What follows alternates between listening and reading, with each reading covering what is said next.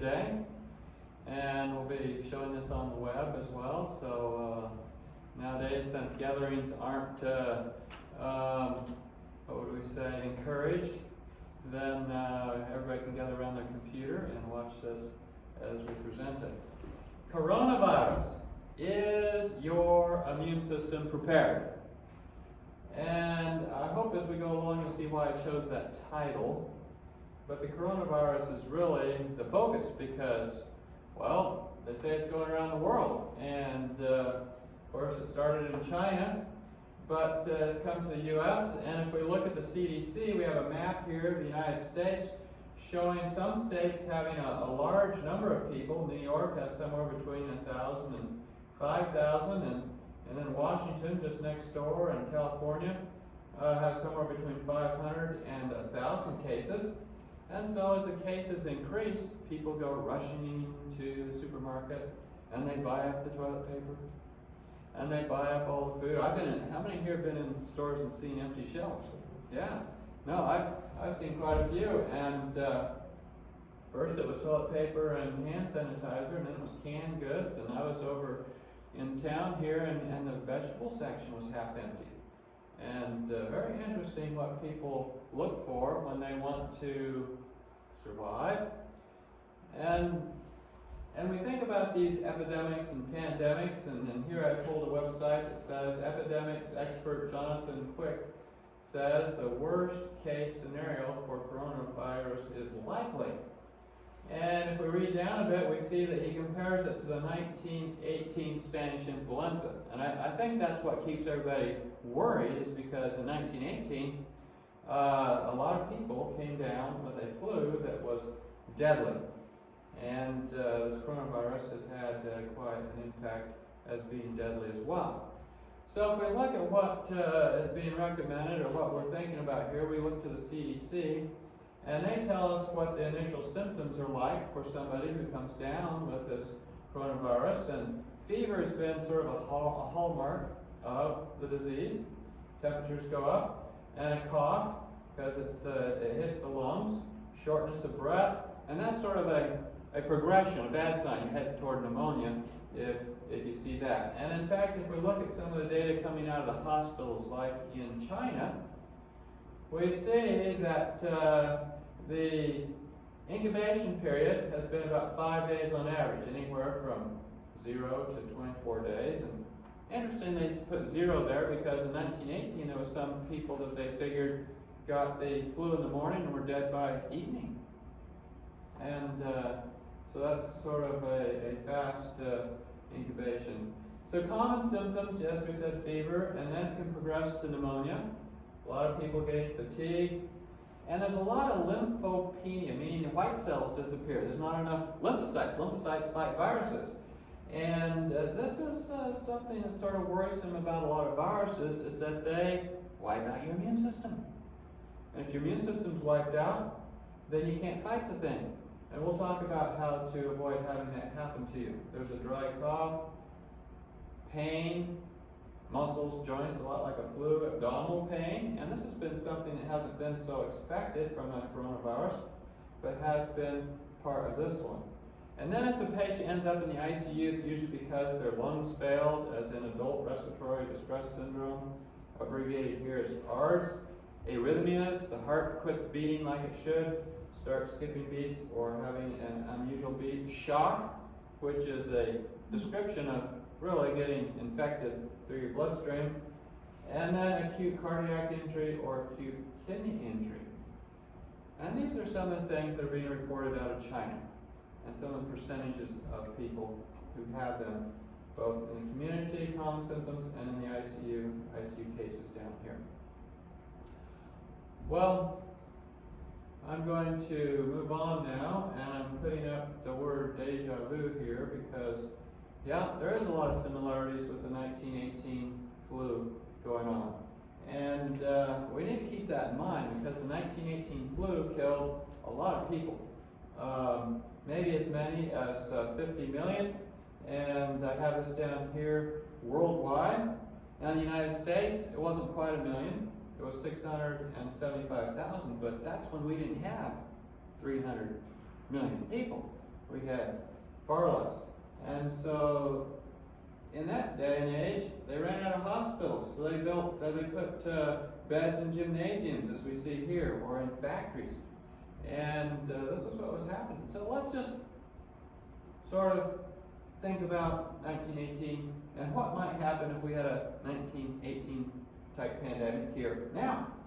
And if we did, based on a 30% attack rate, that was what the Spanish influenza was. Now they're saying that the coronavirus might have a 50% attack rate, although the numbers go up and down. But let's just project on a 30% attack rate. That means 30% of the population can come down with coronavirus. Well, that's 90 million people. That's a lot of people. And how many would be hospitalized? Well, 1 to 10 million perhaps. Because not everybody, about 80% of people getting coronavirus really have sort of a common cold type symptoms, because really 20% of all common colds is a type of coronavirus. Not this bad one, but a coronavirus. But if we had 1 to 10 million people ending up in a hospital, even now, with what little spread we've had so far of the coronavirus, we have people talking about, well, I'm not feeling good, but I don't think I'm going to go to the hospital because they're busy. And, what if we had 10 million people going to the hospital? I mean, that's like, wow, 10 million. How many people would that be in the Boise area? Maybe that would be, even if 100,000 rushed on the hospitals, there's not 100,000 hospital beds in Boise. And so you can see the logistics is just overwhelming. And there could be up to 2 million deaths. That's a lot of people to die. And then the costs would be astronomical. And in fact, on this coronavirus, with all the measures they're taking to perhaps quarantine or contain people, we're seeing costs go pretty high already. Just economic loss, not necessarily healthcare costs. But healthcare costs could be, 166 billion perhaps. So we're looking at something that really impacts society. It impacts everybody, and anybody that gets sick is definitely impacted. Well, we see that since this thing started, it's had quite an increase in the number of cases over time, from January to February. Is this the last pestilence we'll see? We had swine flu, we had MERS, we had SARS, we've had Ebola, and we're sort of in that time. And I'm just going to look here at prophecy with Luke 21, verses 10, 11, and 27 says, Then said he unto them, that's Jesus, Nation shall rise against nation, and kingdom against kingdom. And great earthquakes shall be in divers places, and famines and pestilences. Well, there you go. And fearful sights and great signs shall there be from heaven. A few verses later it says, Then shall they see the Son of Man coming in the clouds with power and great glory. So we expect pestilences, and we know they're going to happen, and we know that they're a sign of the times. And no matter what way they start, or who started them, or how they finish, we know that God is behind everything, and He only allows things that He figures are going to be in the best interest of the people. And this is a wake-up call. And so we need to wake up and think about this. Well, what is really happening and why? Well, and I want to talk about disease in general, because really, disease in general has an impact on most people. Here we have in Exodus, where God was talking to the slaves as they came out of Egypt. And He told them, If thou wilt diligently hearken unto the voice of the Lord thy God, and do that which is right in His sight, and give ear to His commandments, and keep all His statutes, He says, I'll put none of these diseases upon thee, which I have brought upon the Egyptians, for I am the Lord that healeth thee. So really, God was telling them, if you follow good advice, you can avoid these diseases. And what are these diseases of the Egyptians? Well, they had heart disease. They had cataracts. They had diabetes. They had a lot of the things that modern society has, which really sets you up for being a victim of coronavirus, or as they're calling it, COVID-19. Lung disease, you're definitely going to be higher risk for coronavirus. Compromised immune system, endocrine disorders like diabetes, blood disorders, chronic kidney disease, all these increase your risk of being a, coronavirus victim. Chronic liver disease, current or recent pregnancy. In 1918, we were talking to my wife's great-grandmother. She lived through the 1918 pandemic, and she said if there was anybody pregnant in her town and they got that virus, they died. There was no survivors. So it's definitely, I mean, not that that's something you can do much about, but you definitely want to take the measures we're going to talk about here so that you don't get this disease. Metabolic disorders, heart disease, and neurological conditions.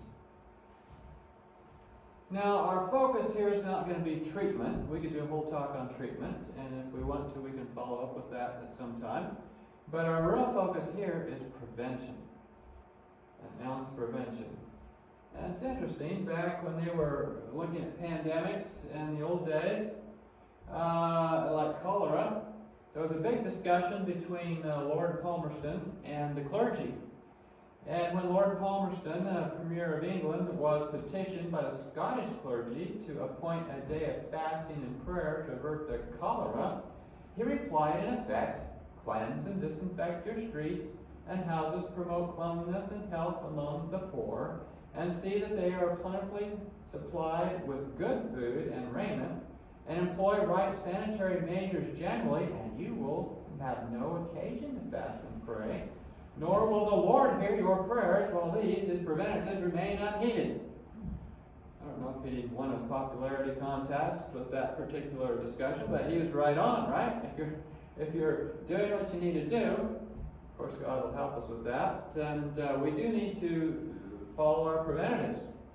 And the CDC has this poster that they put out, and what you should be doing: avoid contact with people who are sick, cover your cough or sneeze with a tissue and throw the tissue out, avoid touching your eyes, nose, and mouth so you don't spread it to yourself, and clean and disinfect frequently touched objects and surfaces. Stay home when you're sick, except to get to medical care. Wash your hands often with soap and for at least 20 seconds. And a lot of people are using hand sanitizers. So there you go. Good advice. Now, some of the medical people are using more things to try to keep from catching the disease. Face masks, hoods with ties, the masks that are called N95. What's an N95 mask? Well, it's a mask that has a very fine mesh. It won't let very large particles through. Practically speaking, what it ends up doing is it removes or filters out 95% of viral particles. Now, that isn't what the N95 means, but that's what is the result. Water-resistant gown, much like a surgical gown, gloves, shoe covers, some people using boots, but this is, for the medical people. Will a mask really protect me? Well, not the mask that she's trying to put on there. That's called a surgical mask. The N95 respirators are good. There's some charcoal masks out there. There's a lot of different masks being recommended. And these type masks here we put on patients to keep them from spreading germs everywhere, and so they're good for that. But as far as keeping her safe, there's a lot of places where air comes in. Masks are helpful, but another thing that's very helpful is the biblical process of quarantine. Now we're calling it social distancing, if you please. And quarantine means I stay away from everybody. And we see whole cities being quarantined at this point.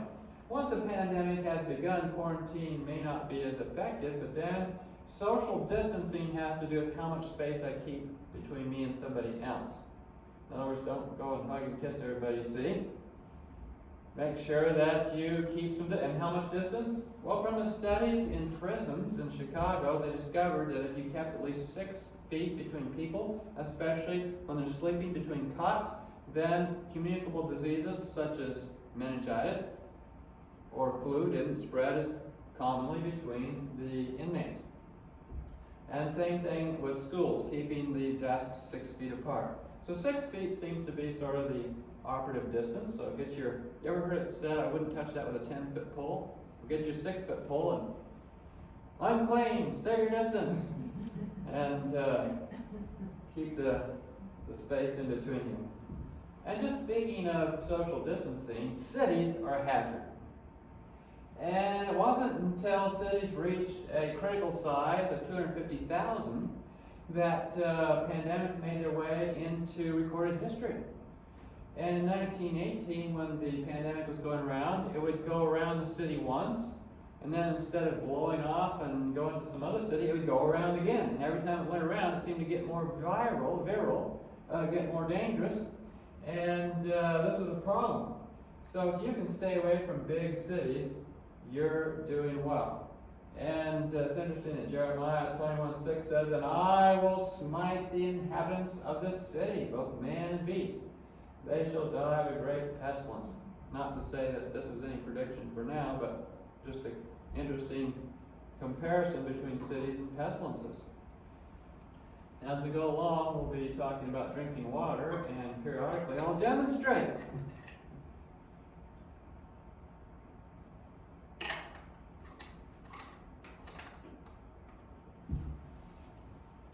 Just to show that I'm not being a hypocrite. All right, what about immunization? And here we have the lady with the needle. Very fascinating. It's sort of become our only really preventative use these days. And it's interesting, in a recent study, a vaccine 2020 in January, showed that if you had received a flu vaccine, you were 36% more likely to get coronavirus.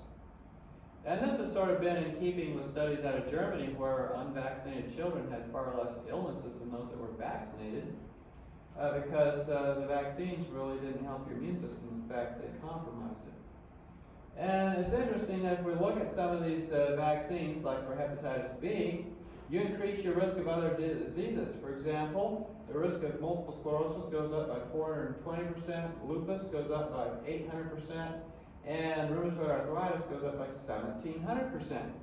So really we want to look for something that first of all does no harm, and that's why we want to focus on prevention, true prevention. We ask to be kept from the pestilence that walketh in darkness, that is stalking with such power through the world. We are then to cooperate with God, observing the laws of health and life.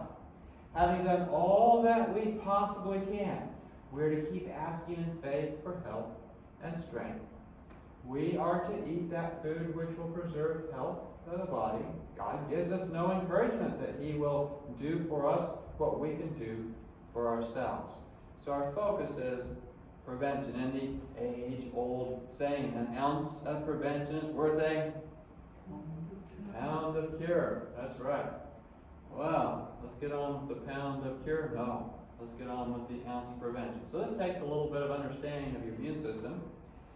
Here's the immune response to a viral infection. Number of viruses here, time here. If we start here and getting infected with a virus such as the coronavirus, then what happens is the virus starts multiplying dramatically, especially in the lungs. The virus has receptors that are specially made for hooking onto lung cells, and it sticks its genetic material into the lung cell, makes the lung cell into a virus factory, and the viruses start getting pumped out of those lung cells. And if you didn't have an immune system, at that point you'd probably die. You'd go into major lung failure. But God has given you an immune system. And the first part of your immune system that starts to try to bring this number of viruses down is the natural killer cells and interferon. Interferon is like your body's natural antiviral. And so this will happen, and the natural killer cells will increase, and you'll bring the number of viruses down. At that point, you still need some more of your immune system to finish the virus off, and that is your B cells. These are lymphocytes. Remember we said earlier that the average patient that got coronavirus had a deficiency or a 70% drop in lymphocytes? Well, we'll talk about how to keep that from happening. And IgA, which is an antibody that helps fight the virus. So let's talk about what we're going to do to improve our natural killer cells, improve our interferon, improve our lymphocytes and our antibodies. And we're going to do that by looking at the 8 natural doctors, or true remedies: pure air, sunlight, abstemiousness or temperance, rest, exercise, proper diet, use of water, and trust in divine power. So let's start with pure air. Sometimes it's hard to find, especially if you're in a city. And in fact, if you're in a city and you're near some kind of big factory or dust storm, the particulate matter in the air all collects in your lungs. It saturates the macrophages. It gets all the airways all blocked, and the cilia can't move, and you're much more likely to come down with a viral infection. On the other hand, if you're in nice pure air and clean air, this doesn't happen.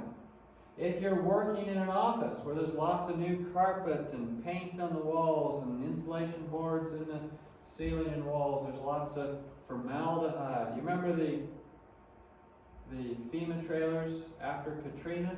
Everybody got sick in the FEMA trailer, and it really was just RVs that they had purchased from regular RV companies, but they had lots of these formaldehyde, phenol, organic hydrocarbons. These knock out your natural killer cells.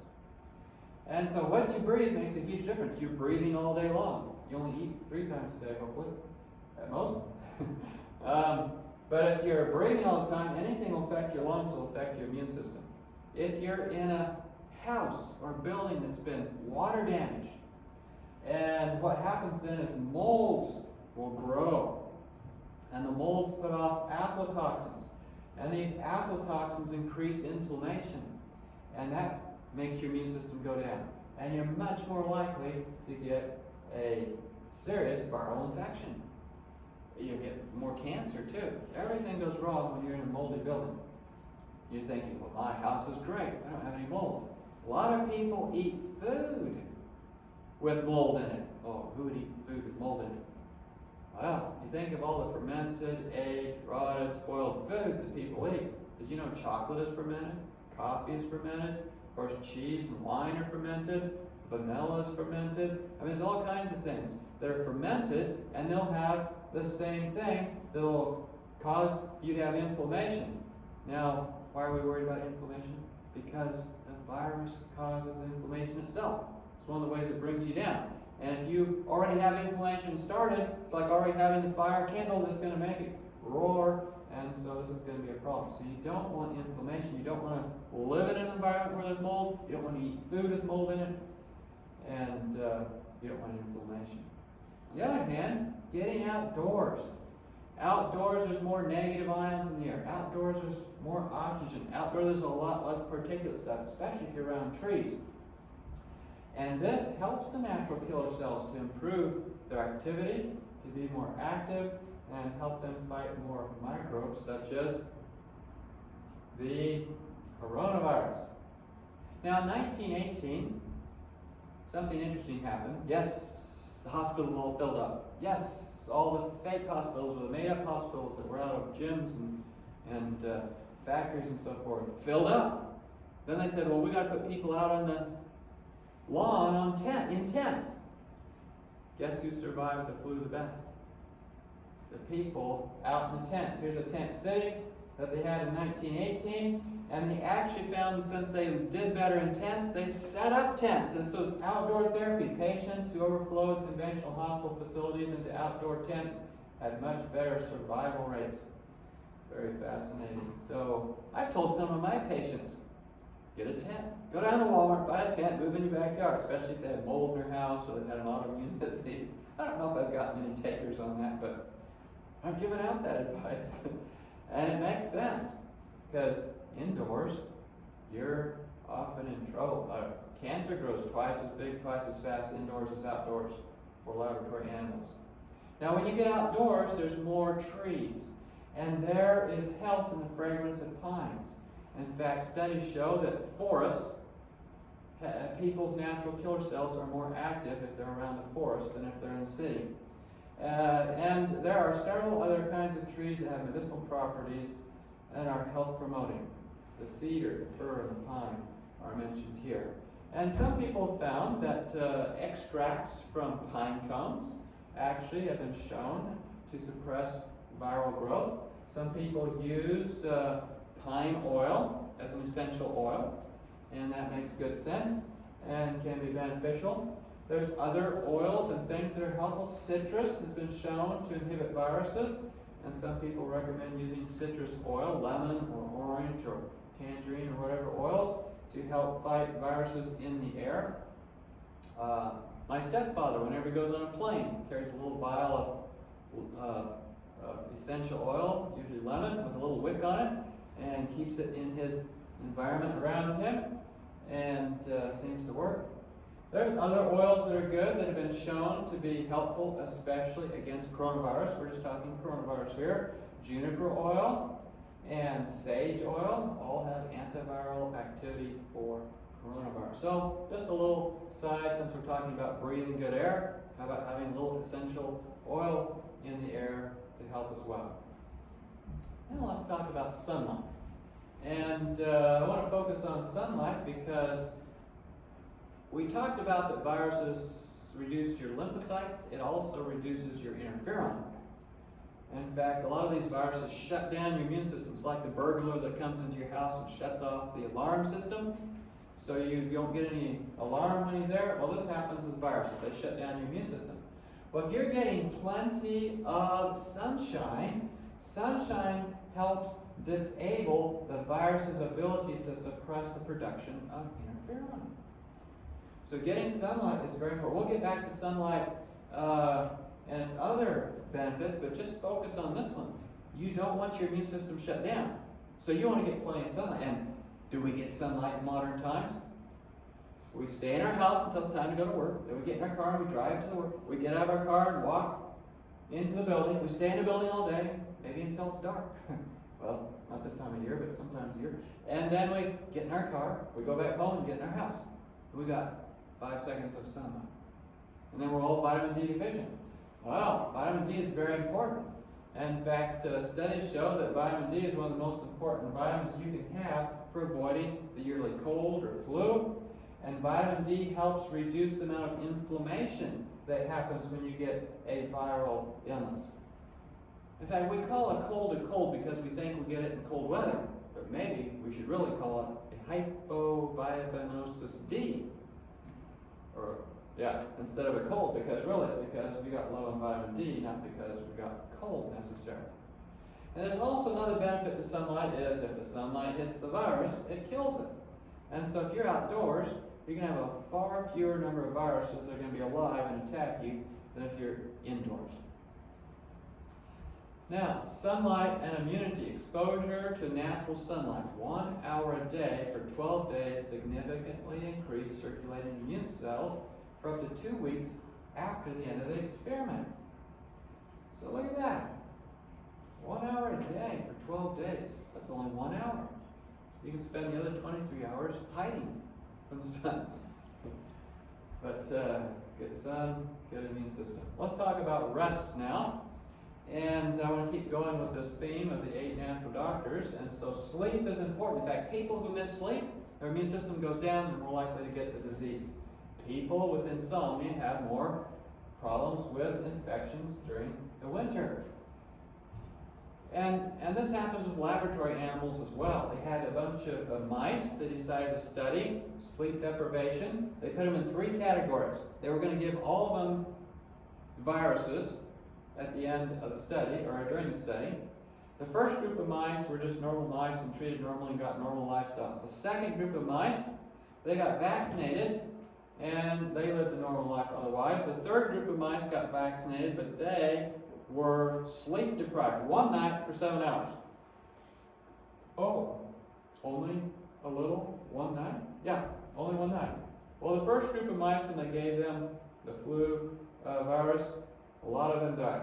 The second group of mice did quite well because they got vaccinated. The third group of mice, they died as though they'd never been vaccinated. So the moral of the story is, you might get some fancy vaccine, but if you don't follow good health principles otherwise, in this case we're talking about rest, but any of the others, you could catch the coronavirus as though you never had any intervention. And so you have to take care of yourself. You can't just depend on some of these fancy alternatives.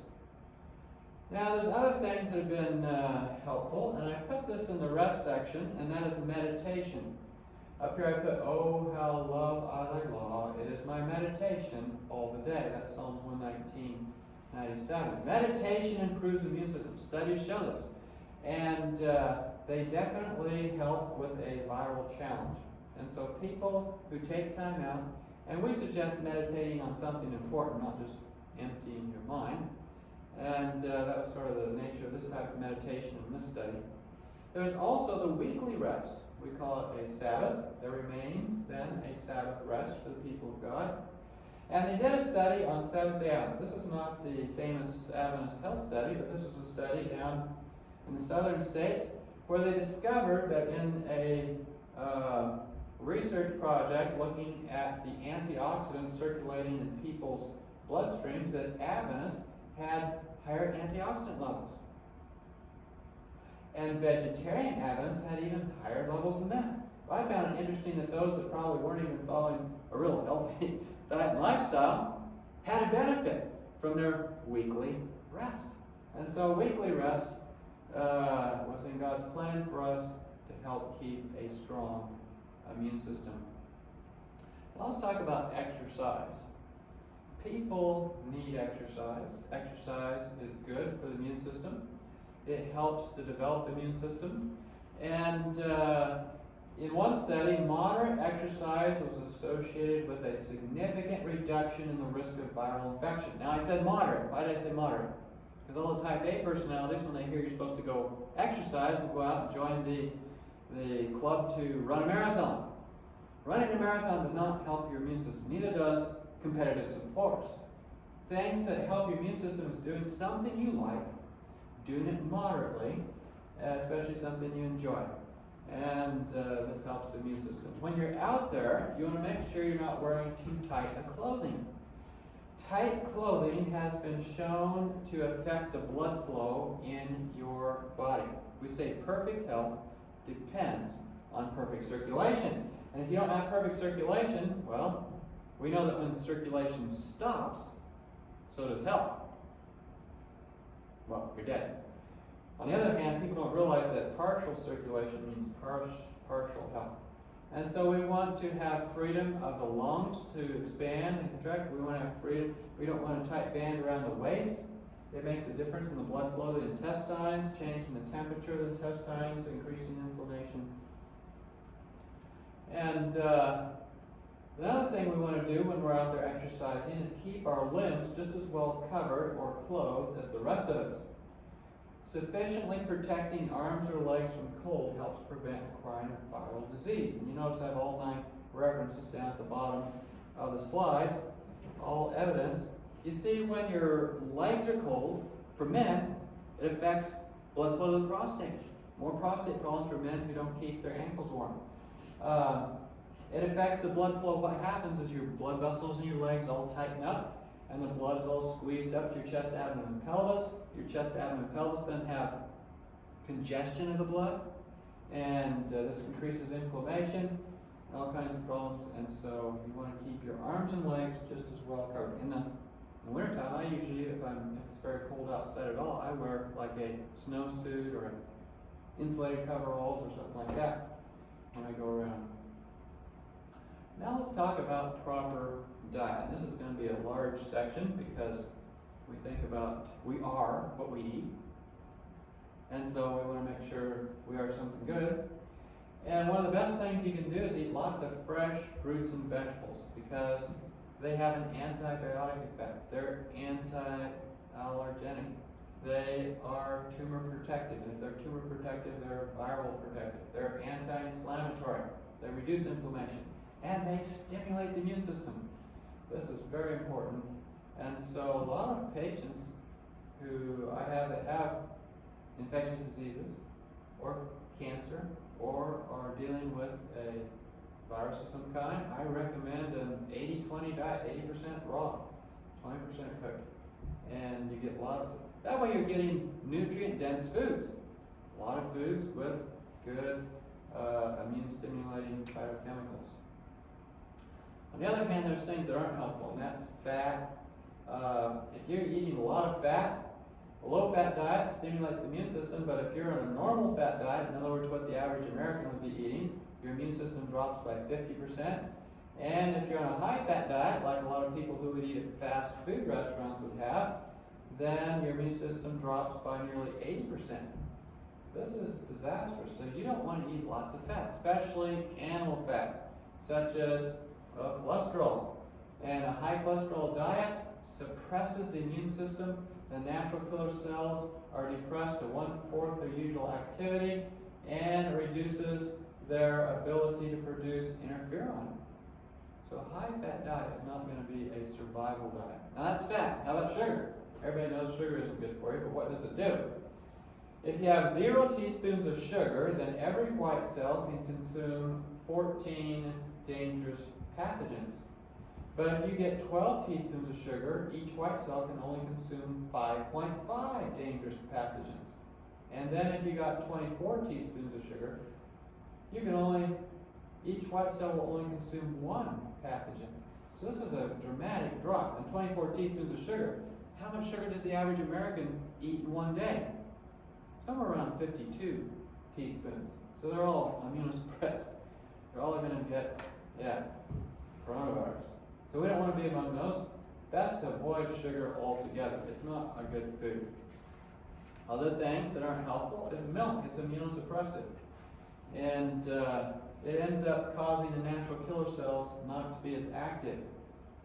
In fact, it also increases your risk of cancer. Tripling your milk protein intake triples the risk of cancer. And if it increases the risk of cancer, it increases the risk of catching a virus. Because a lot of cancer is stimulated or initiated by viruses.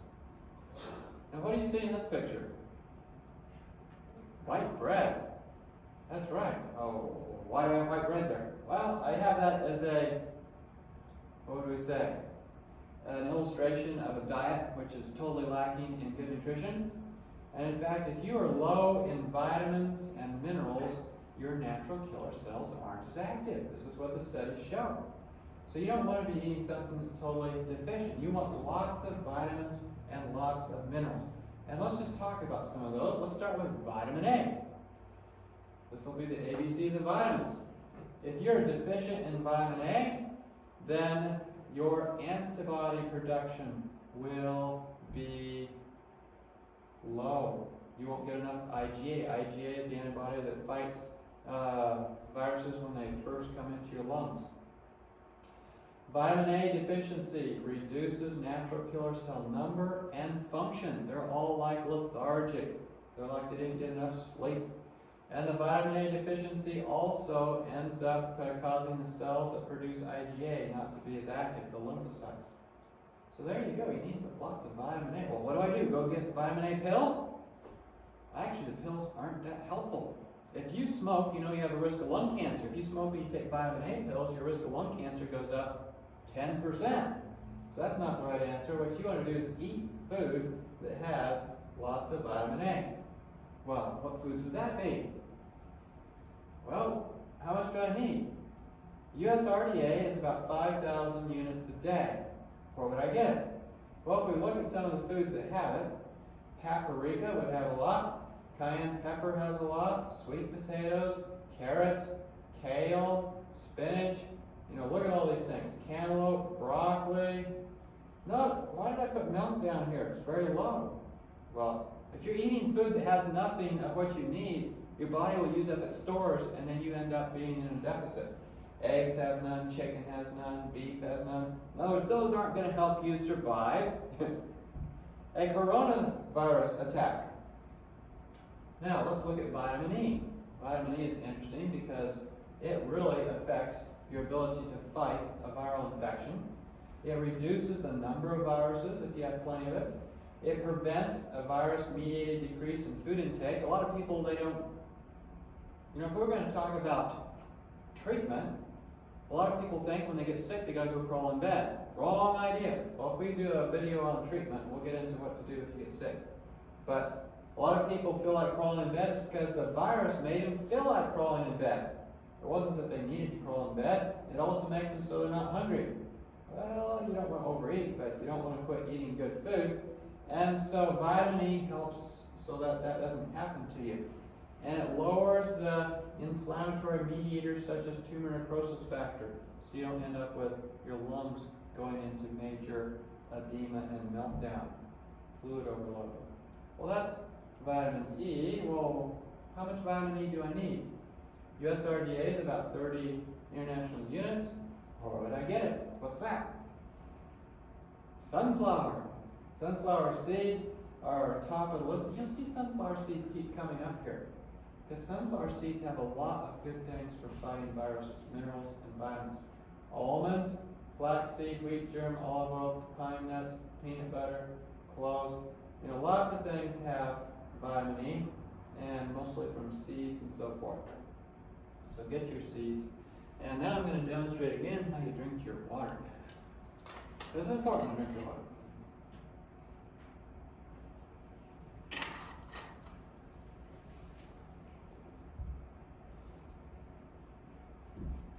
Okay, let's talk about folic acid, or folate, as it's called when it's found in nature. And so your immunity is improved if you have folate, but if you're deficient, then your lymphocyte counts go down by 60% and your natural killer cell activity is reduced. Now, this effect can be reversed. They did a study where they tried to see what would happen with people whose immune system was suppressed by deficiency of folic acid or folate. The first group, they gave them folate or folic acid. The second group, they gave them good food that had a high quantity of folate. Well, both groups improved. Then they said, well, let's combine it. Have them eat good food and eat supplements. And their immune system went back down.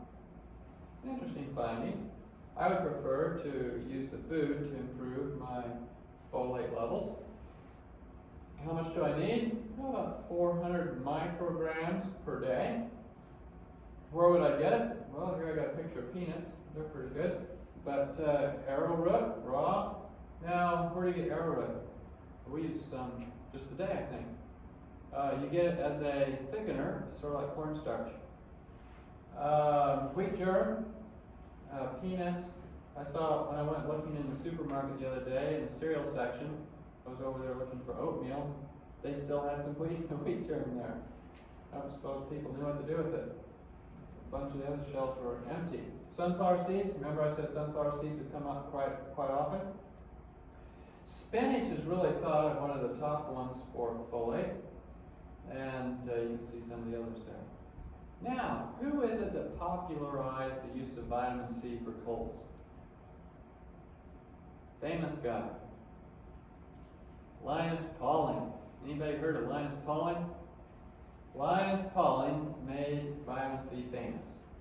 And it is an antioxidant. It helps reduce inflammation in the body, especially from breakdown of fats called lipid peroxidation. It also is good for reducing the symptoms of a cold, a flu, or a coronavirus. So you want to have plenty of vitamin C. How much do you need? Well, you only need about 60 milligrams a day according to the USRDA. Well, that's fascinating. Why do you think they have it so low? Well, I found an interesting study where it compared using the juice of one lemon versus a 500 milligram tablet of vitamin C. They gave them their two different interventions, and then they studied them. They found out that the people who took the juice from the lemon had more antioxidants in their bloodstream and more vitamin C in their bloodstream than the ones who took the tablet. The lemon only had, according to their analysis, 43 milligrams of vitamin C. What's the moral of that story? You get a lot more vitamin C when you take it naturally. And where do you get it? Well, things like peppers. Certainly they're up here at the very top. Strawberries, chives, red cabbage. You notice there's more in red cabbage than there is in oranges or lemons, but not by much. Broccoli, pineapple, cauliflower. Lots of good foods for getting vitamin C. And they've discovered that vegetarians have about 3 times as much vitamin C in their bloodstream as meat eaters. That's because things like salmon down here that I've listed at the bottom doesn't have any vitamin C. The fish used the vitamin C so he wouldn't get coronavirus. Alright, let's talk about some minerals now. Selenium. Selenium is an immune booster. And without it, you're in trouble. Because if you don't have it, then your natural killer cells aren't going to be functioning. And your cytokines, the inflammation in your lungs, will be more dramatic. When you have plenty of selenium, it protects your tissues in your lungs from being damaged by viruses, and you recover more quickly. And so you want plenty of selenium. One of the best choices for selenium is the Brazil nut, as you'll see shortly. You only need, according to the USRDA, 70 micrograms per day. Excuse me. But you can get that much from mixed nuts, probably because there's Brazil nuts in there. Sesame seeds, wheat, sunflower seeds. Remember I said sunflower seeds would come up quite often? Seems like we should be eating mostly sunflower seeds, eh? Amaranth, oat bran, and so forth. So there you go, selenium. I'm going to pause here for a minute and drink another bit of water.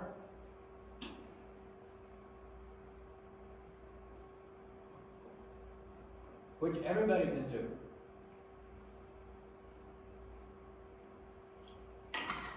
There's a herb that's high in selenium instead of astragalus.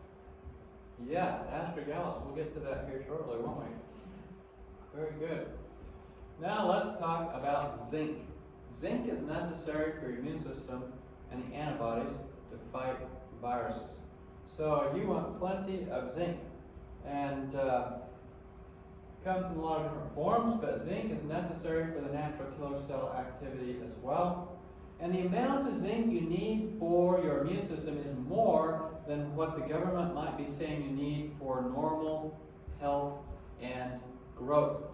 And so when they say 15 milligrams USRDA, maybe you want twice that just to be sure. I mean, you won't overdose yourself on 30 milligrams a day. And places to get it are wheat germ, pumpkin seeds, sesame seeds, bran, pine nuts, maple sugar. All right, well, don't get all your zinc from maple sugar. I mean, if you're trying to fight a virus, you don't want lots of sugar. So I just put that in there. Wild rice, cashews, or almond. So there you go. Let's get away from just individual nutrients and talk about good foods. One of the superfoods for fighting viruses is grapes. And grapes have resveratrol. And resveratrol is important. It inhibits the replication of viruses. It's like virus birth control. And so getting plenty of grapes, and the best grapes seem to be the red grapes, and most of the resveratrol is in the skin, so you won't get it so much in juices or wines to get it from eating the grapes. And it improves the survival from a virus infection, especially in laboratory animals. So grapes are top of the list. Another interesting food that has become popular for viruses is the elderberry, or elderberry extract, and it is definitely antiviral. So it's a good one to take.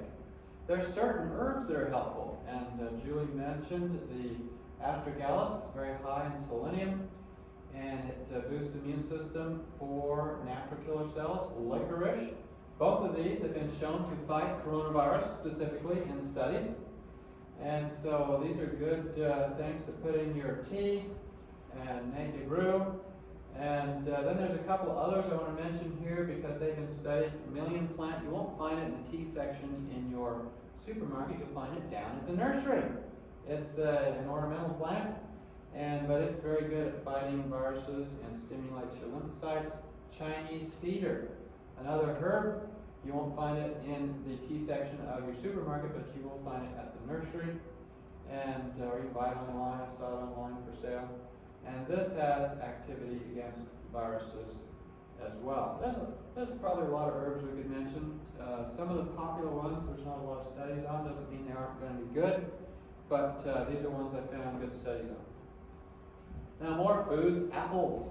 An apple a day keeps the doctor away, and it's true. Apples are very helpful. 5 or more apples per week improves lung function. People breathe a bigger breath of air with every breath if they eat an apple a day, like by 150 milliliters. And so eating an apple a day, I had one gentleman said, yeah, I always ate an apple a day and never got a flu during the flu season. And then one year somebody gave me a box of oranges, so I ate an orange a day, and I got the flu that year. He says, there's probably nothing wrong with the oranges, but there's something special about the apples that would have been more helpful. I eat both of them. Anyway, apples contain phytochemicals which inhibit virus replication as well. Now you're probably all waiting to see the next slide, and that's the one on garlic. Garlic has many benefits, one of which is social distancing. You eat this one, and people give you a wide berth. And so, in one study, garlic supplementation reduced seasonal viral infections by 63%. And this was in a very close community. This was in a commune, a kibbutz over in Israel. And half the people got garlic pills. We're talking like garlic. And half the people got nothing. And so they got a 63% lower incidence of infection. One anecdotal story said in 1918, 20 people regularly ate a garlic clove every day, and none of them got the flu. So there you go. Onions are sort of in the same family. They also have that quercetin that we mentioned earlier, and it protects against oxidative stress, which is inflammation and damage to the cells of the lungs. It's also found in apples, green leafy vegetables, and beans, but not in pork. Anyway, not that you'd expect it. Some foods are controversial because people have been listening to media on them. One is soy. You certainly don't want genetically modified soy. But soy has antioxidant properties, which are a potent stimulant to the immune system. So soy is helpful. And it's been shown to help for viruses and for cancer in the studies. So there's some good foods out there. Another one is turmeric because it reduces inflammation. It keeps the cytokines from going into cytokine storm. Keeps the viruses from damaging your lungs so bad. So remember, turmeric, you can buy it in the store as a powder. You can buy it in capsules at the health food store. You can buy it as roots. Looks a lot like ginger, and you make tea out of it, or you can sprinkle it on your salad. Speaking of salad, plant-based diet is definitely going to be the best compared to omnivores, which means they eat both meat and vegetables.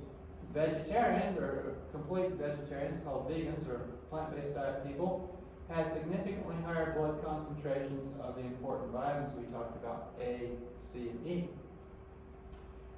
And their natural killer cells were twice as active as omnivores. So there you go.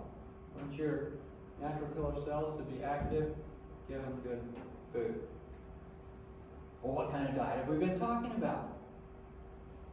The Creator's diet, right? Fruits, grains, nuts, vegetables, seeds.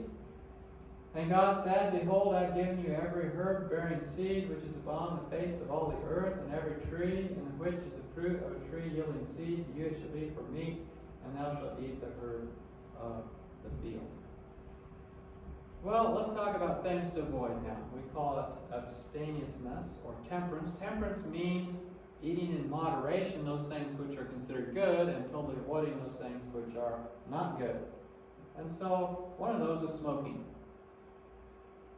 People who smoke are much more likely, 1.5 times more likely, to catch a viral illness, and they are 70% more likely to miss work as a result of a viral illness. So smoking is definitely out of the picture if you want to survive a coronavirus attack. Ethanol or alcohol, such as wine, suppresses natural killer cell activity. So this is not something that's going to benefit you. Oh, but I drank it for my heart's sake. Well, really, it's the grapes that are giving you much more of the resveratrol that you need for your heart, and there's very little of it in the wine. How about if you mix alcohol and tobacco? Well, the result is not just additive, it is multiplied. You end up with a much worse situation with suppression of your natural killer cells. So adding these things together is not helpful. Now I'm going to move on to something else that might be of interest. In a modern time, we end up with computers, lights, cell phones, and electromagnetic fields. And in the studies, these electromagnetic fields actually turn on the viruses, promote them, and they increase inflammation. And when inflammation increases, you end up with more trouble. There's a lot of discussion about electromagnetic fields and this coronavirus right now.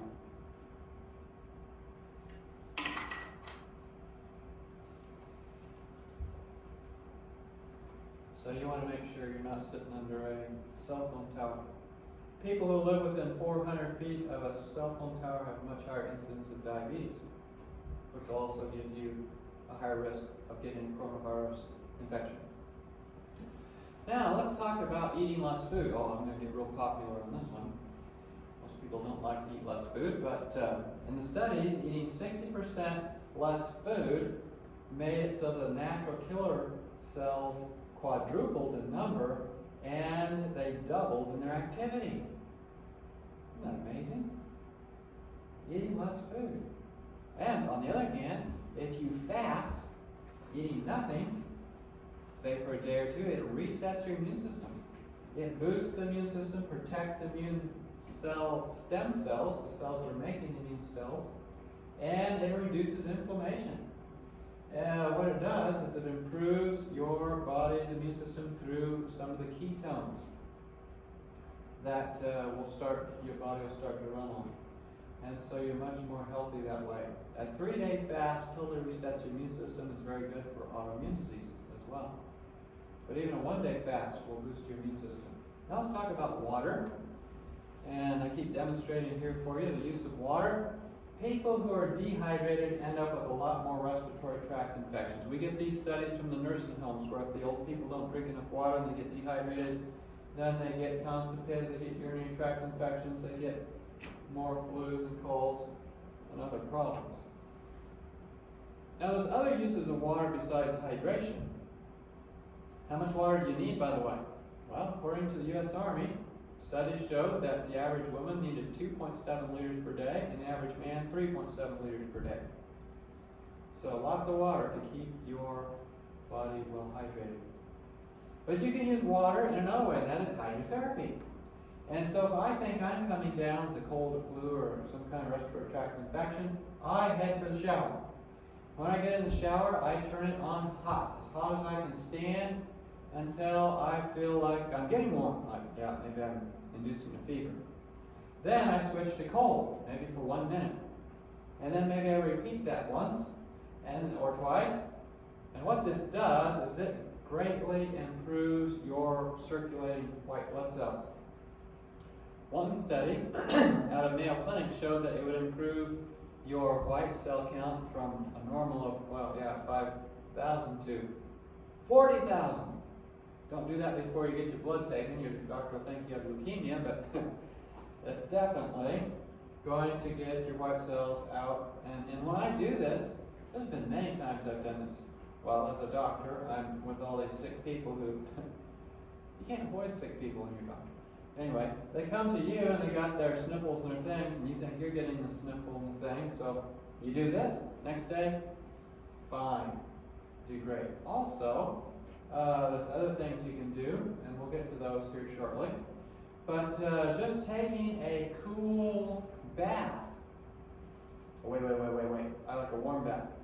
Well, at least then was cold, but taking a cool bath, you don't have to be a freezing bath, but cool baths are definitely helpful and boost the immune system. Most persons will receive benefit from a cool or tepid bath every day, morning or evening. Instead of increasing the liability to take a cold, a bath properly taken fortifies against cold. And they did a study on a bunch of military recruits. They make good study subjects because they're sort of a captive audience. All right, guys, go jump in the cold pool. Stay there for a certain amount of time. Then they sent them out on a march, and they found out that the ones that got a cool bath before they went out on a march, their immune system was all ready for the coldness of outdoors, and they had a far less problems with diseases. It improved the white cell response to viruses and so forth. So there you go, and it increases natural killer cell activity. Cool bath, cool shower, cool sponge bath in the morning. And speaking of hydrotherapy, I just want to put up a slide here on some of the statistics from 1919, 1918, when the Spanish influenza came around, and the Adventists had their sanitariums, 10 of which were studied.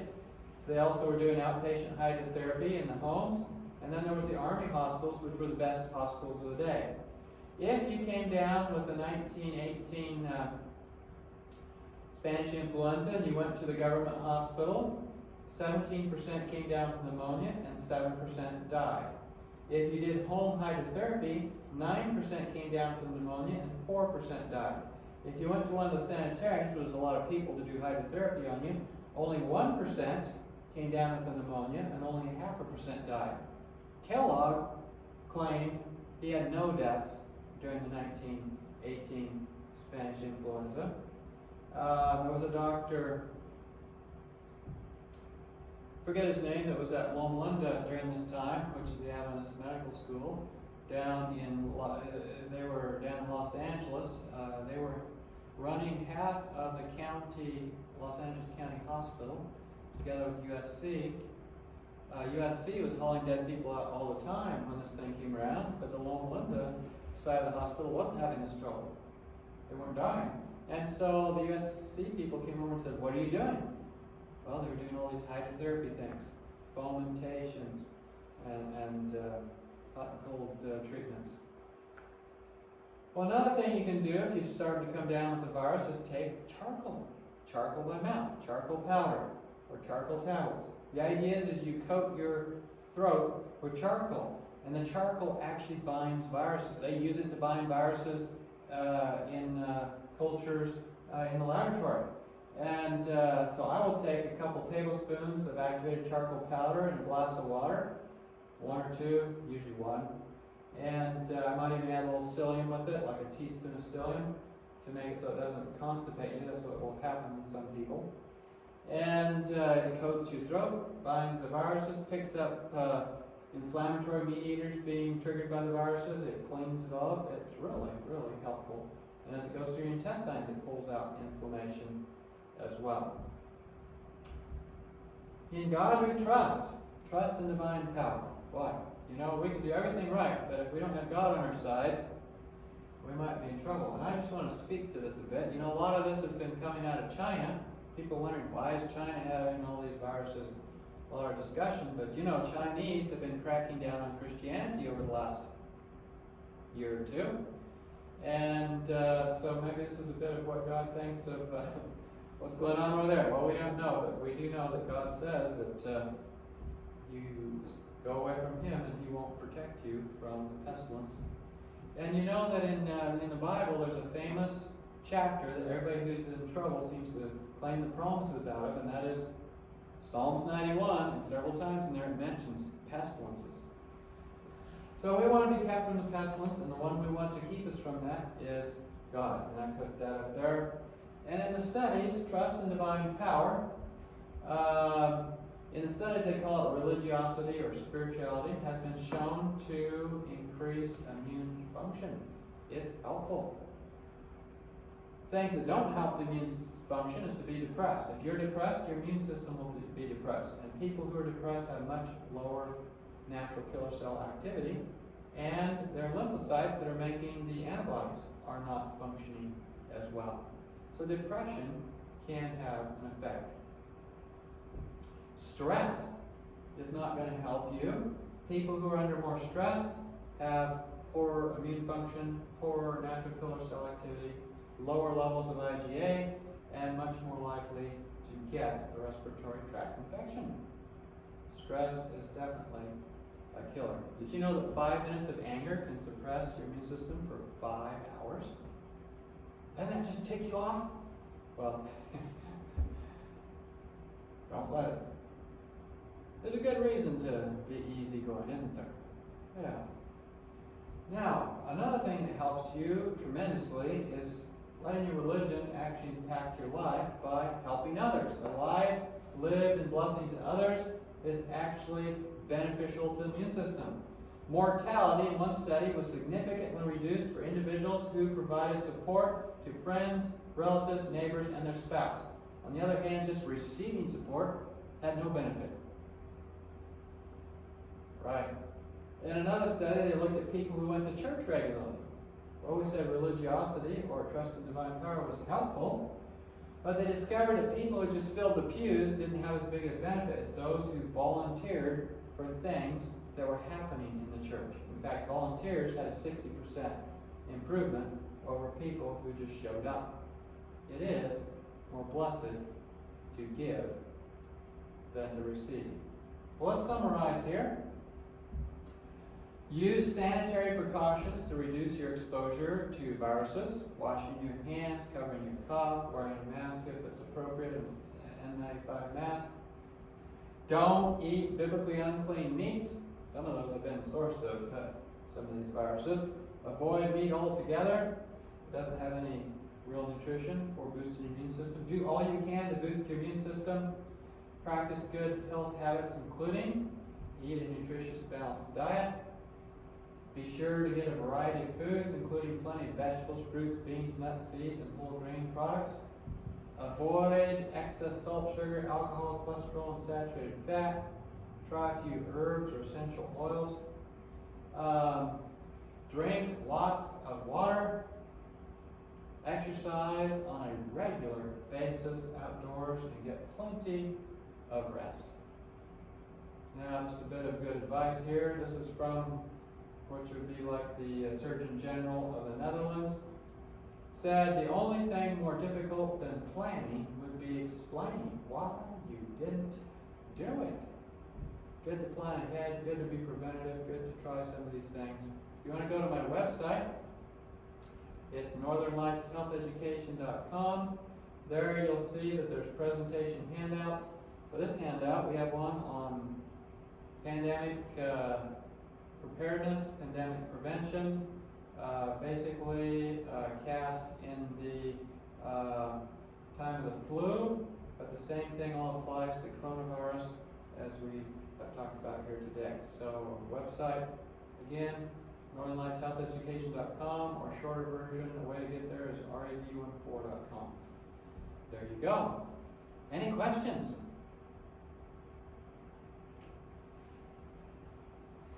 No? All right. We've been a good group. And we'll shut it off there.